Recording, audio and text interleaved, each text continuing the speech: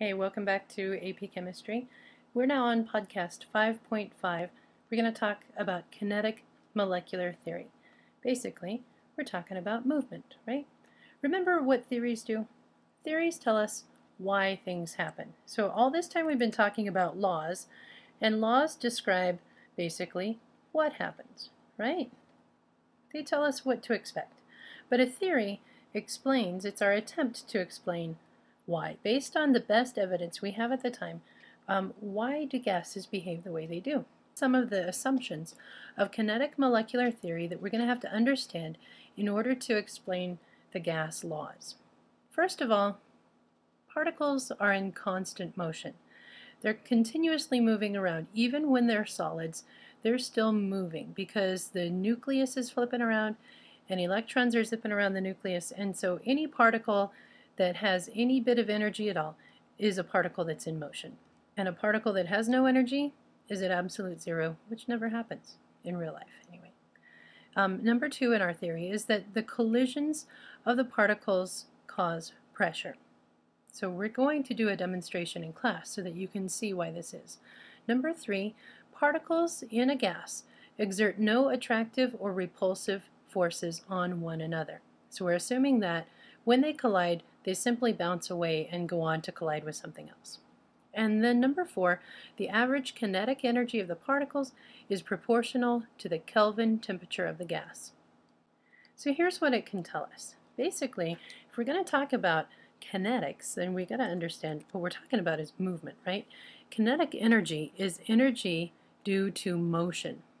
And it can be described using this law in physics as 1/2 the mass times the square of the velocity. So m times v squared. And I ran out of space here. Mass times the square of the velocity. There we go. I'll just change colors, then you can see it in the black. And we also know that the kinetic energy per mole of a gas is proportional to 3/2 times the gas constant times the temperature. So basically what we're saying is the higher the temperature, right here, then the higher the kinetic energy. So what this means is that we have a way to describe temperature. The average kinetic energy of all the particles of a substance could be related to the temperature of that substance. And I really want you to visualize what this means. By average, we don't mean you're going to necessarily add up all of the kinetic energies and then divide by how many you have. In this type of distribution, it's a little bit more sophisticated than that. We've been dealing with statistics on a normal bell curve called a Gaussian distribution, where the stuff that we're graphing looks like this, right? And the peak of our graph represents the average, x bar. But in this case, we're going to look at what's called a Maxwellian distribution, or the Maxwell-Boltzmann distribution of the gases. So I'd like you to look at the box on the left that shows the particles in motion. And then the distribution of the speeds is basically a histogram that shows the speed that the gases are moving at. So I'm going to, can I restart? Yeah, let's restart the simulation, and we'll let it collect information about how fast the particles are going. What you'll notice in the box on the left is that the particles are not all going the same speed, nor are they continuing at the same speed all of the time. Their speed sort of depends on the number of collisions that they have. So what you see here is kind of a skewed bell curve, where it's skewed to the left rather than being nicely centered as our Gaussian distribution is. So where we normally would use the x bar or the mean to describe the average, in the average speed of our gas particles, a better measure of central tendency tends to be what we call the root mean square. You see, velocity is a vector quantity. Velocity has magnitude and it has direction. And in physics, the magnitude is described by the number, and the direction is described by the sign, positive or negative. and that describes whether it's going forwards or backwards, north or south, to the positive x-axis or the negative x-axis. So magnitude and direction are both important, but if all we want to know is the magnitude of their speeds, then we want to be able to ignore the sign that describes what direction they're going. Because in a temperature measurement, it doesn't matter what direction they're going, it matters only how fast they're going. So we call this the root mean square velocity, where we square the velocity so that we can get rid of positive and negative signs, and then we take the square root of the number that we've squared. So basically what we're doing is getting to the absolute value without messing up our data. So we're dropping the direction factor in our vector. The reason we have to do this, mathematically speaking, is beyond the scope of this course. Since you haven't had vectoral algebra yet, the reason that we use the root mean square velocity, we don't need to talk about yet. But this is where it comes from a graph like this, rather than that nice bell curve that we've been working with. So the root mean square velocity is basically your average velocity without worrying about what direction the particles are moving in. An example that asks us to calculate the average kinetic energy of sulfur dioxide molecules in a sample of gas that's at 295 kelvins and then at 733 kelvins. Well, I know from my slide before that kinetic energy can be described by 3/2 R times T. So this is pretty straightforward. We take 3/2 times our gas constant. Since we're doing energy, then I need the one that has joules in it. That would be our 8.341 joules per kmol. And then I'm going to multiply that by the temperature, which is, in the first instance, 295 kelvins. So about 22 degrees Celsius, which is, room temperature. So about the temperature that it is right now in your classroom or maybe in your house, wherever you're watching this podcast. I get a kinetic energy equal to 3,691 joules, and I get to keep 3 sig figs here. So we'll call this 3,690 joules, or 3.69 kilojoules. Now in the second temperature, our kinetic energy should be greater because the temperature is greater, right? So we take 3/2 times R times the temperature, 3/2. We're going to use that 8.314. I said 341, and that's what I did in my calculator too. We're going to have to go back and fix that. Right here, I made a mistake. And then we have 733 kelvins. That sounds pretty hot to me. How much is that in Celsius? 460 degrees Celsius. Yep, that is pretty hot, all right. Okay, 3/2. I'm getting 9,141 joules, and I get to only keep 3 sig figs. So 9,140 joules, or 9.14 kilojoules of energy. So we're going to have to redo that calculation in the first temperature. Kinetic energy is 3/2 times 8.314 joules per kmol times our temperature, 295 kelvins. So let's try this again.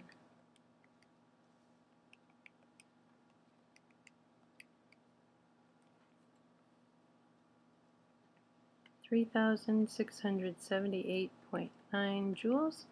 I get to keep 3 sig figs, so 3,680 or 3.68 kilojoules. There we go. That's better. Let's look at another example. Nope, let's not. Let's look at the root mean square velocity. When I showed you in the simulation what it means to have an average speed, then basically we're talking about a speed where direction is unimportant. So we use the root mean square so that we can ignore that part of the the vector quantity, unimportant. Can't talk and spell at the same time, apparently. So we're going to combine these two equations, the one that uses in the place of velocity in our kinetic energy equation, we're going to put in there the root mean square velocity.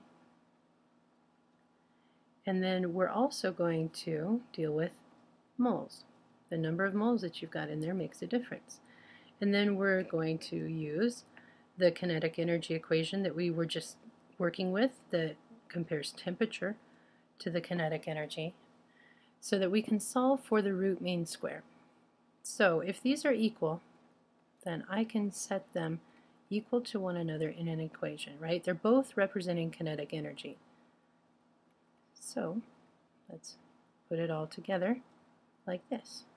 So my root mean square velocity times the mass times 1/2 times the number of moles that we're dealing with, and then 3/2 r times t on the other side. I want to solve for the root mean square velocity.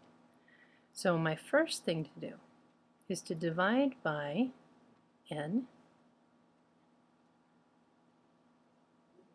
divide by 1/2, which is the same thing as multiplying by 2. Multiply both sides by 2. And then divide by the mass. And that ought to get me to v squared anyway, right? So I have v squared, my root mean velocity squared, is equal to, on the other side I have 2 times 3/2. Alright, so really I have 3 times RT over moles times mass. This looks like a mess, doesn't it? Now to get just the root mean square velocity, I have to take the square root of everything, so 3RT over moles times mass. You should have mass divided by moles.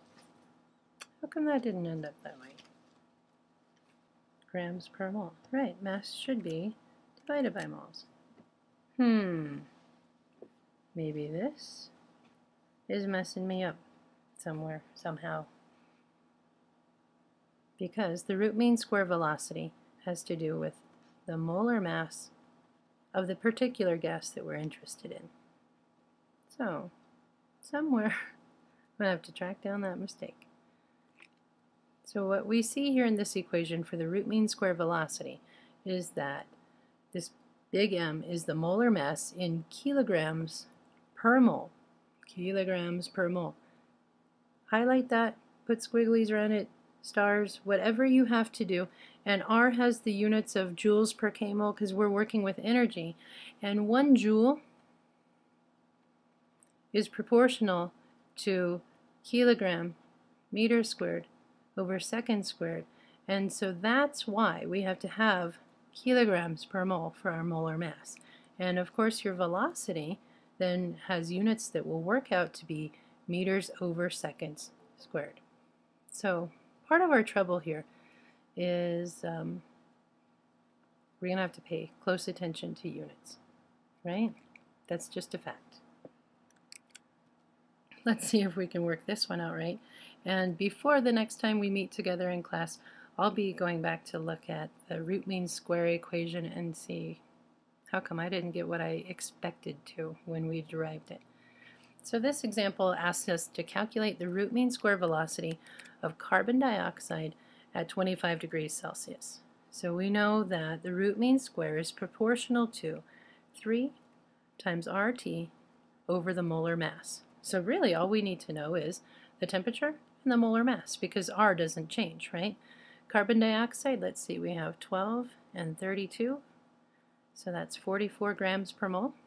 So we're going to put that as our molar mass. 3 times 8.314 joules per kmol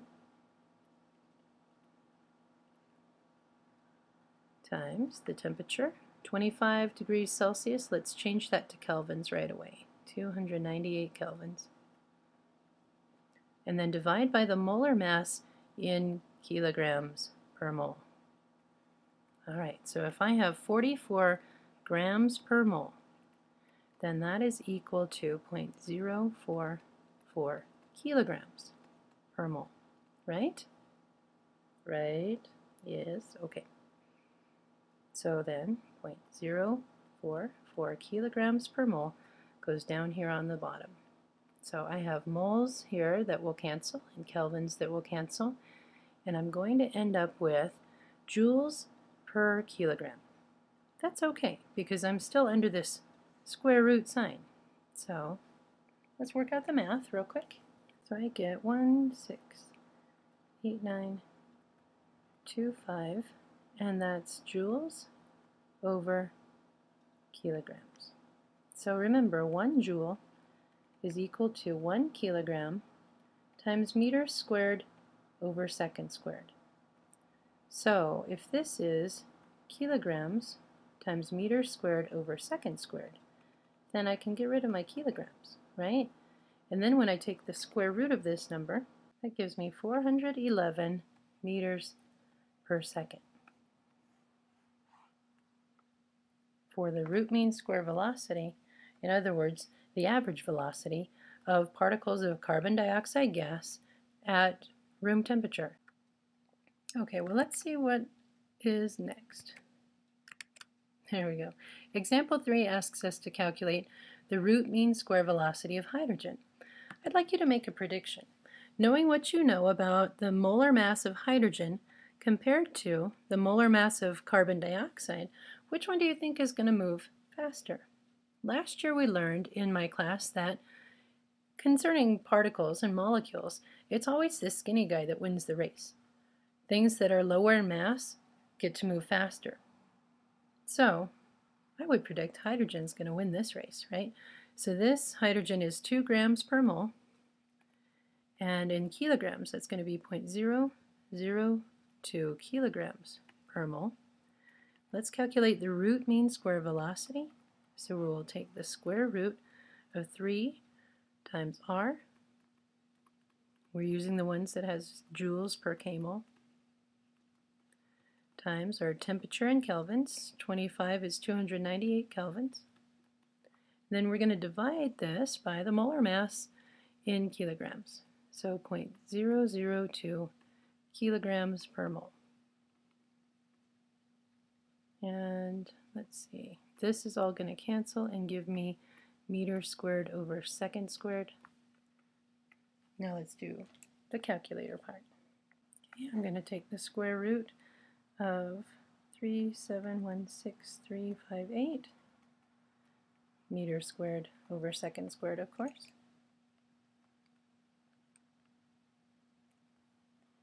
So 1927.78 meters per second.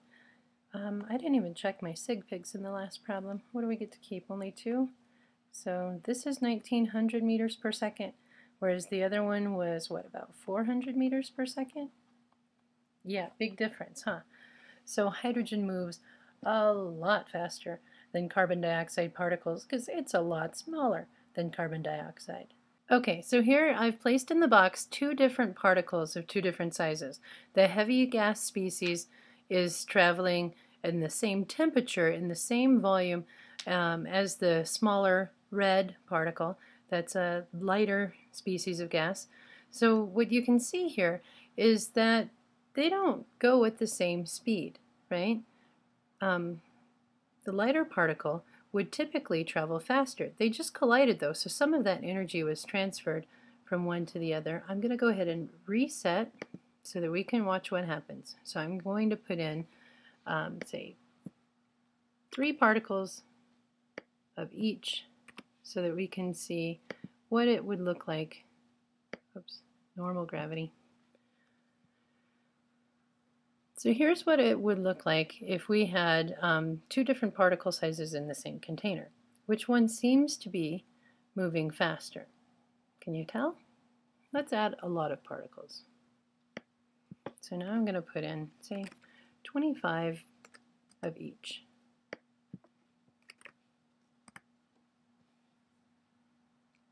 So now can you tell which one seems to be moving faster? Right, and the temperature is changing because of the number of collisions. The kinetic energy is not constant, but over time, we could get an average, and we can take the average speed of the red particles and the average speed of the blue particles and find the temperature that's inside here. But it's fluctuating because, of course, it's not all going at the same speed the whole entire time. But that's what that root mean square velocity is for. It allows us to describe the average according to the distribution that we truly see in a real gas. Well, what does that mean for effusion and diffusion? Effusion is simply when a gas escapes through a hole in the container, right? It's effusing out of that hole into some empty space. And which particles are going to be able to do that faster? The ones that move the fastest, right? So a smaller gas escapes faster or effuses faster. This is why when there's a pipeline in Alaska to move fossil fuels, they have a really hard time containing the natural gas, which is methane. Pretty small particle, right? That's 12 plus 4 is 16 grams per mole. Compared to something like octane, that's a really small particle, yeah? So they have a hard time keeping that in that pipeline. And then diffusion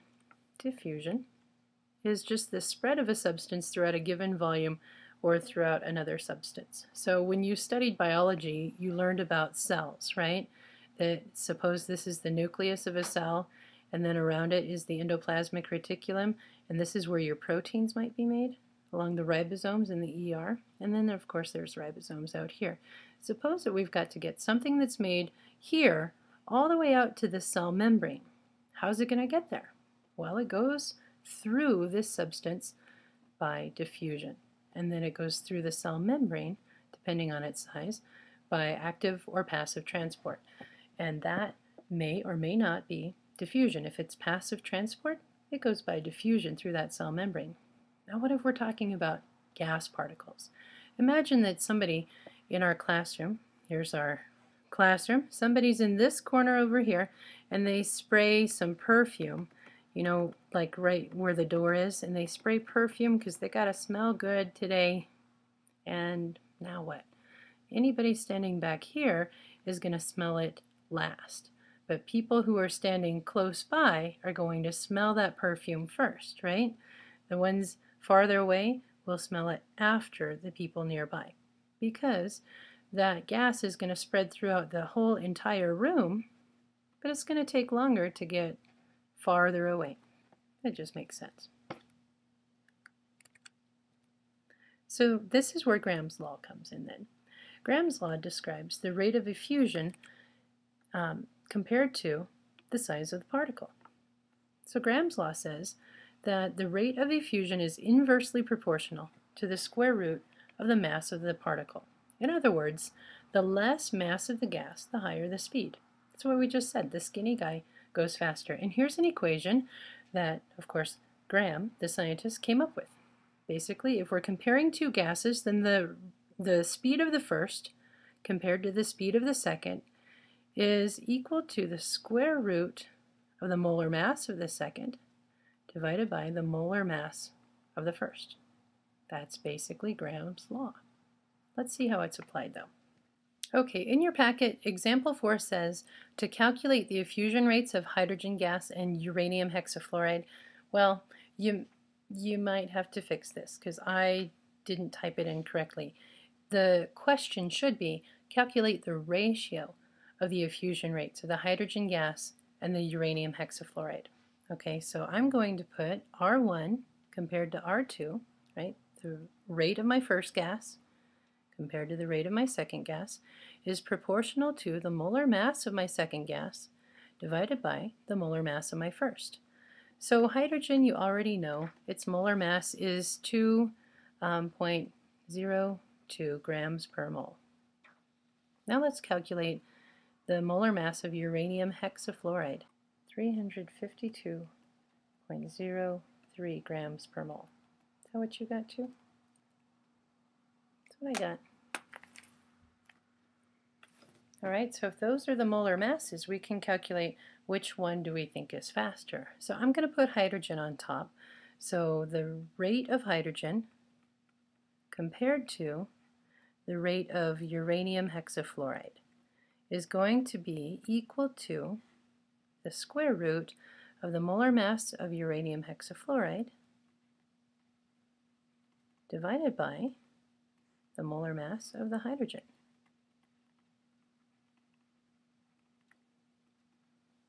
So let's do that math. Take your molar mass of the uranium hexafluoride and divide that by the molar mass of hydrogen, and I need to then find the square root of 174.27. Of course, our units have all canceled away. So what this tells us is that hydrogen is going to be moving about 13 times faster than uranium hexafluoride. Does that make sense to you? Consider the size of hydrogen compared to the size of uranium. So if uranium is going the normal 500 meters per second, then we would multiply 500 times 13 to get the speed of our hydrogen particles. That's really, really fast. But hydrogen is really, really tiny. So the skinny guy always gets to win the race when we're talking about molecules. Not necessarily in track or in football, but in molecules, yeah, it's always true. So then the next question asks, how much faster is hydrogen than chlorine? Well, now you know just what to do, right? We take the speed of our first particle compared to the speed of our second particle is proportional to the molar mass of the second divided by the molar mass of the first. Notice how these are always upside down because they're inversely proportional, not directly proportional. So again, we're going to have the hydrogen on top because it will probably go faster. I'm predicting that as the smaller particle, it's going to go faster. And I like to get whole numbers here, not decimals and fractions, because it's hard for me to think through a decimal number when I'm trying to tell how many times faster something is. So that's 70.9 grams per mole here and 2.02 grams per mole there.